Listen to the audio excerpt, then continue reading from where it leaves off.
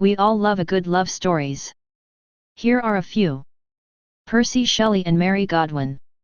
We will never definitively know if poet Percy Shelley and Frankenstein author Mary Shelley, née Godwin, had sex on the grave of Mary's mother, famed feminist writer, Mary Wollstonecraft, but I like to think that it was true.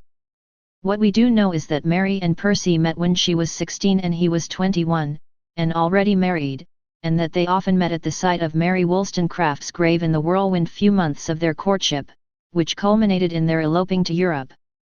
Soon after Shelley's wife, Harriet, committed suicide by drowning herself, Mary and Percy legally married. But their few years of marriage were tempestuous, marked by the loss of more than one child and frequent moves, as well as Percy's ill health and infidelity. In 1822, almost 8 years after they eloped, Percy Shelley died by accidental drowning, his boat having been caught in an unexpected storm. Despite Percy's less than ideal husbanding, Mary was committed to earning him the critical attention he had lacked during his lifetime. She edited and published valuable editions of his works. But even brilliant women can have bad taste in men. Dante Gabriel Rossetti and Elizabeth Siddal. While Rossetti is probably best known today for the art he produced as a member of the Pre-Raphaelite Brotherhood, our favorite story about him involves his beleaguered muse, lover, and, briefly, wife, Elizabeth Siddal. Siddal's strange beauty captivated more than one Pre-Raphaelite artist, until Rossetti laid claim to her.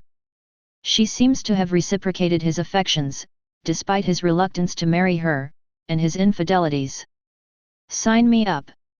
After almost a decade together, Rossetti finally decided to marry Siddal, perhaps because she seemed to be suffering from consumption.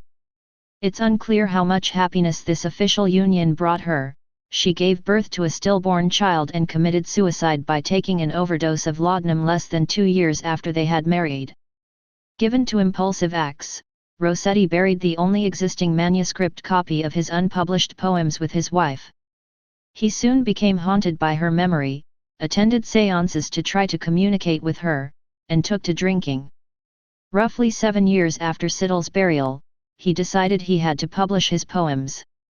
His agent, the sketchy Charles Howell, had been urging him to exhume the manuscript and body for a while. Although Rossetti couldn't bring himself to be there, Howell seems to have been happy to undertake the task. According to Howell, a noted liar, Siddal's body was in perfect condition, and her red hair had only grown more lustrous and abundant in death. The manuscript was disinfected.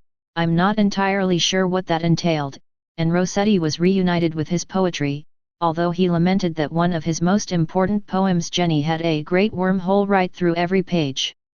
The collection of his poems, published in 1870, scandalized the more conservative quarters of Victorian society. Shortly after a particularly negative review by Robert Buchanan, who coined the term fleshly school to describe the overly sexual poetry of Rossetti and others, Rossetti suffered a breakdown from which seems to have never fully recovered. Lord Byron and Augusta Lee. Born with a foot that was in some way impaired, the debate continues over A, the medical cause of his foot impairment, and B, which foot it actually was, and an inclination to corpulence. Poet Lord Byron fought to overcome the stigma of his limp and of being a chubby child. So he became the Romantic-era version of an extreme athlete and developed an eating disorder. Apparently being aggressively bullied at Harrow will do that to you. Raised as an only child, Byron actually had a half-sibling, Augusta, who was 5 years his senior.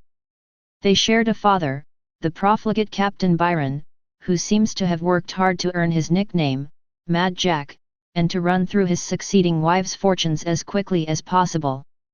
Although Byron and Augusta did not see much of each other after her marriage in 1807, the two reconnected in 1813, at the same time Byron was courting Annabella Milbank, the unfortunate woman who would become his wife. Augusta was apparently one of the few people who could deal with and calm the temperamental Byron. She seemed to have a knack for making him laugh, and for not taking him seriously. According to esteemed Byron scholar Leslie Marchand, the extant evidence that Byron had sexual relations with Augusta does not amount to legal proof, but certain aspects of his life and correspondence cannot be explained sensibly in any other terms. Circumstantial evidence also points to Byron being the father of Augusta's daughter, Elizabeth Medora.